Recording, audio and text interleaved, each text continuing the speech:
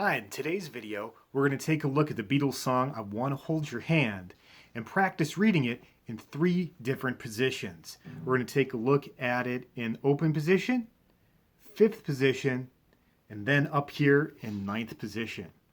So if you've used Missing Method 1, or any method book that's taught you how to read notes, you'll be able to follow along in open position without any trouble.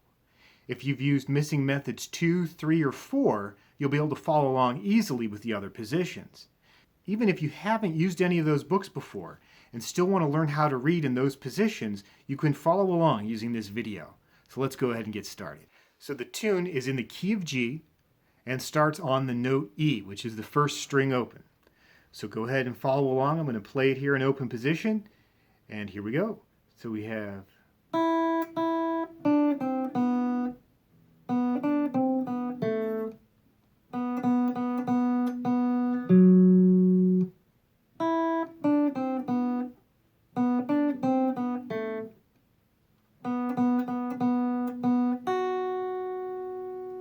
Alright, so that is the verse of the tune. So hopefully you could follow along there and see what I was doing with those notes. There are not a lot of notes in it, so it's pretty easy to figure out. We start on the E, like I said.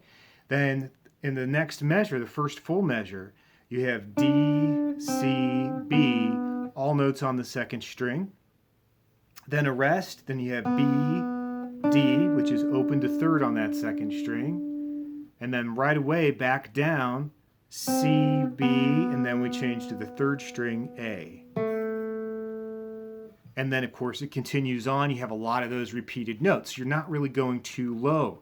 The lowest note in that melody happens right here when you go to the F sharp, 4th string, 4th fret. And I recommend getting that with the pinky. It just makes it easier for the fingering overall. All right, so now that we've done the first section, let's take a look at the chorus in open position. So the chorus starts on line 3 on the PDF. And so here we go. This one, we have an 8th rest to start, and then it starts on the high G, 1st string, 3rd fret. So let's go ahead and do that. So we have 1, 2, 3, 4, 1.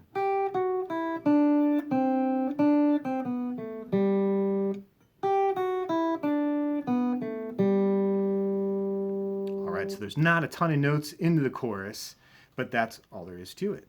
Now you might notice in measure 2 of the chorus, I played it a little bit differently from what's written there. So I'm going to play what's written there exactly so that you can follow along with that. So measure 2 only. Here we go. 1, 2, 3, 4. So you can hear it's a little bit different from the melody that you're used to hearing when the Beatles sing that. But it does cover everything that's there. So you can play around with that measure and try to get it closer to the actual vocal part that you're used to hearing, or you can just play it as is and it'll still sound like the melody. What I did is simplify it so that it's easier to read. So that's why it sounds like that. Okay, so in the song we have the verse, we have the chorus, and that's repeated, and then finally you get to the bridge section. So that's what we're going to look at next in open position. So here we go. The bridge again starts on a quarter rest and then jumps right into the melody starting with the note A on the 3rd string, 2nd fret. So here we go. 1, 2, 3, 4, 1.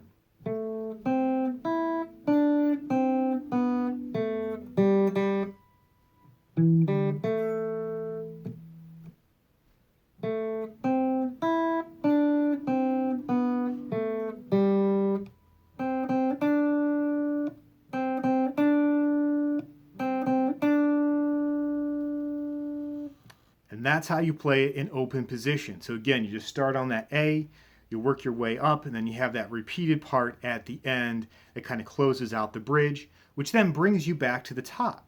Now on the PDF, it ends at the bridge, but the actual song will then repeat the verse and repeat the chorus again to take it out. In fact, the actual song has a coda on the end, so the ending that's there is a little bit different. It's a variation on the chorus that you have on paper. But you'll be able to play along with most of that song and at least recognize the song when you're playing it. All right, so we covered first position. So now let's move up to the middle of the guitar neck and do fifth position. So here we go. Okay, so the verse in fifth position starts on the second string, fifth fret. That's that same E as the first string. In fact, if you haven't played that before, read that before, just think that E note is the same as the first string. And that's how you would check your tuning. Play the E here, play the E. If it matches, you know you're in tune. So that's a good way of remembering where that E is to start off this section. So I'm going to go ahead and play the verse in fifth position, and then we'll talk about it. So here we go. 1, 2.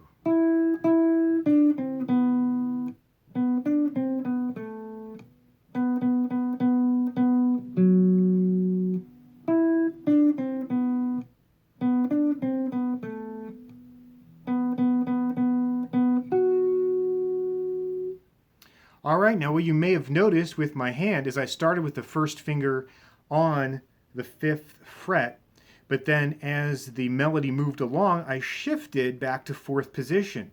And that way I could get the note B when it comes up, and then the F sharp right here on the fourth string, fourth fret. And it made it easier to play those notes.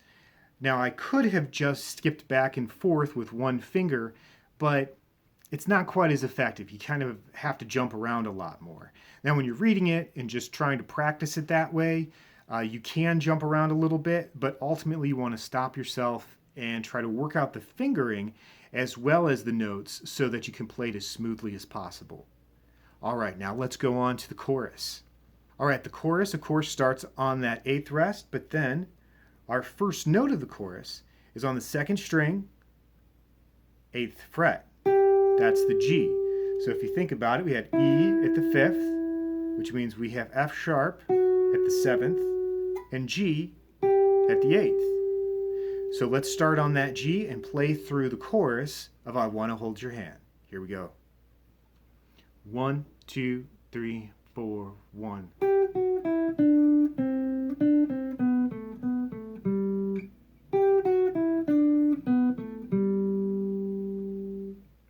And there you go. So in that one, I also did that shift. I started off just where I said on the G.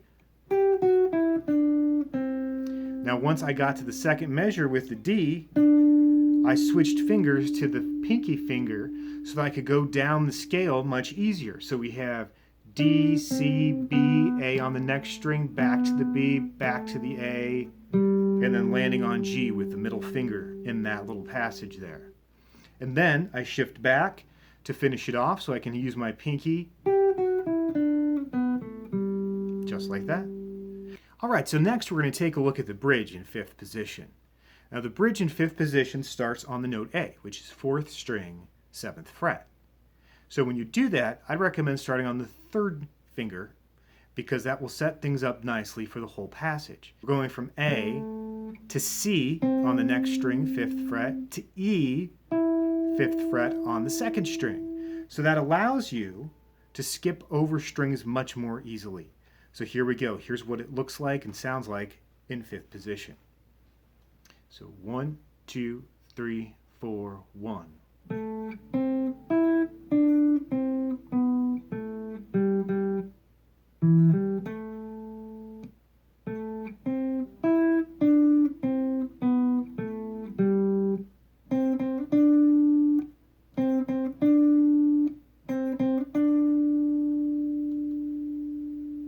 All right, so starting there, you can see that a couple times I had to slide back to get the note B on the third string, second fret, but everything else was set up pretty nicely, making that section easier to play that way. All right, so now we've got the song in open position, we've got the song in fifth position. Let's finish up in ninth position. So now that we're up in ninth position, the first note, the E, is going to be found on string 3, fret number 9. Then when we go to the D, which is next, it's on string 4, fret number 12. So we're pretty far up the neck at this point to get these notes. And also, this tune is mostly played on strings 3, 4, and 5 in this position. So you're kind of keeping everything locked in that spot. Now there might be a few exceptions here and there, but most of it can fall right under your fingers here. So we start on the note E on the 9th fret, So I'm going to go ahead and play through it, and then we'll take a look at the chorus. So here we go. So 1, 2, 3, 4, 1, 2.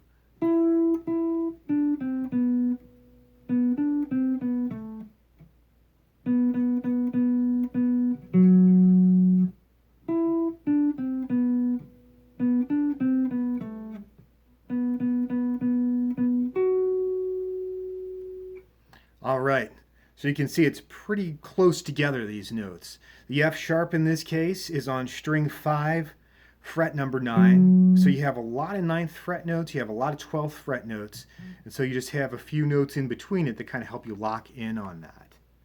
All right, okay, so let's go ahead and move on to the chorus. All right, so the G in this case is on the 3rd string, 12th fret, so it's an octave of the open string G.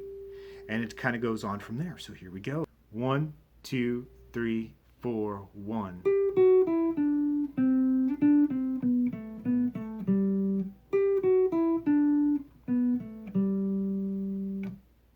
All right, and there you go. So I'm going to do that one more time just so you can see my hand a little bit more clearly. 1, 2, 3, 4, 1.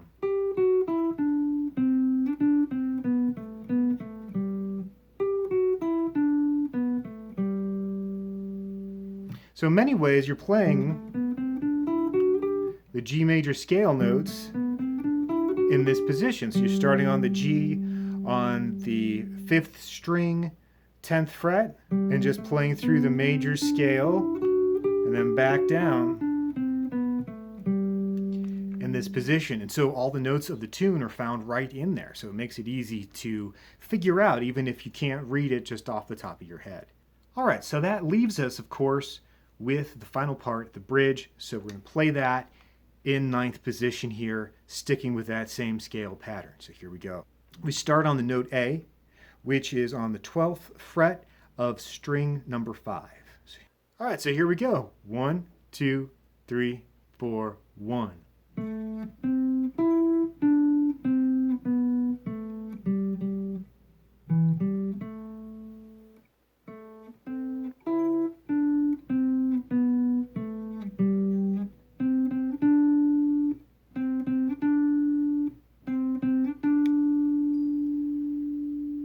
And there you have it. So there you go. We've been able to play I Want to Hold Your Hand in 3 different spots on the neck. So make sure you download that PDF if you haven't already and read through it in as many spots as you can. And I will see you next time.